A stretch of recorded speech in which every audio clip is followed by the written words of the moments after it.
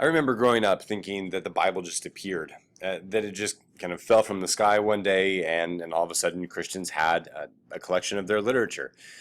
But as I made clear in an earlier video, many scholars believe that the reason that the Hebrew Bible was written was because of the destruction of the Jewish temple in the year 586 BCE. Hey, that one's pretty clear. It's really easy to look back into history and to see why the Jewish Bible was written. The New Testament is a little bit more nuanced, and so let me do a couple introductory statements, and then I'll get into a brief argument as to why we have a New Testament. Just as a short reminder, remember that the New Testament contains 27 books.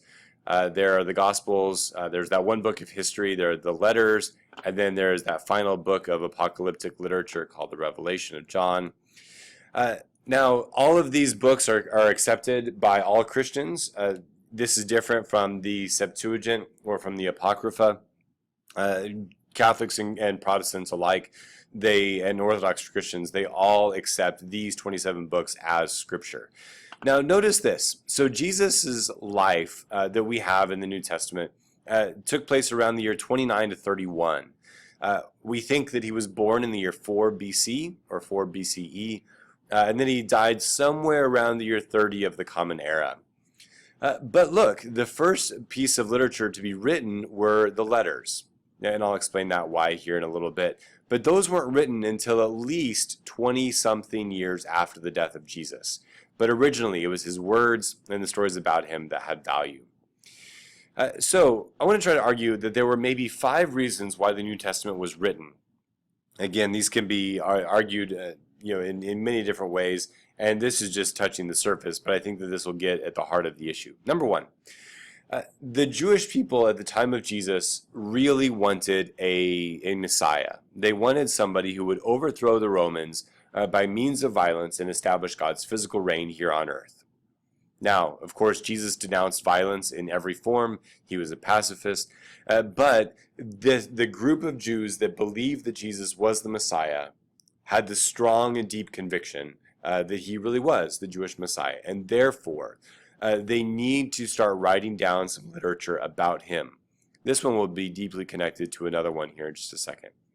Number 2, some of Jesus' followers believed that he would return and bring the end of time. But simply that didn't happen. Jesus didn't come back, and generations started to die, and so they had to start thinking long term. They had to start thinking, how are we going to extend our tradition beyond this generation? Now, what's interesting, and you'll learn this later on in this class, Jesus was not the only person who claimed to be the Messiah. There were several people before and after him who did so. However, the Jesus movement continued after his death. And I think that it really can be due to the fact that his followers started thinking long term, and they started writing down their stories. Number 3, and you can see that this is kind of connected to number 2. Number 3, by the 60s, the eyewitnesses to Jesus began to die. And so the Gospels began to really come to shape to preserve a more accurate record of Jesus' life and teaching. But look at number 4, and please get this. Number 4 is perhaps maybe one of the most important points here. There was a need for Christian resources in worship. Remember, the way in which the Jews worshipped at this time was by using their stories. They would go into what was called the synagogue, or at this time they would go into the temple, and they would read the stories of their past, of their history, of God's interaction with them. They would sing songs, they would say prayers, somebody would get up and give a sermon, they might do an animal sacrifice, they would sing a couple more songs, and they would leave. Now that sounds an awful lot like the Christian Mass today. Because what Christians do in worship is essentially what the ancient Jews did in worship. They would retell their stories. They would listen to somebody give a sermon. They would make a sacrifice. And what the Christian Eucharist is, what the breaking of the bread and the sharing of the wine is it's kind of like a way to relive that sacrificial system of the ancient Jews. But notice that the Christians needed Christian resources for worship. They needed resources about Jesus. They needed resources that were really about this new form of the Jewish faith. Now get that.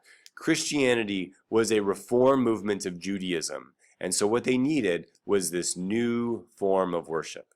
And number 5, we'll address this a little bit later on, some heresies and false beliefs began to emerge.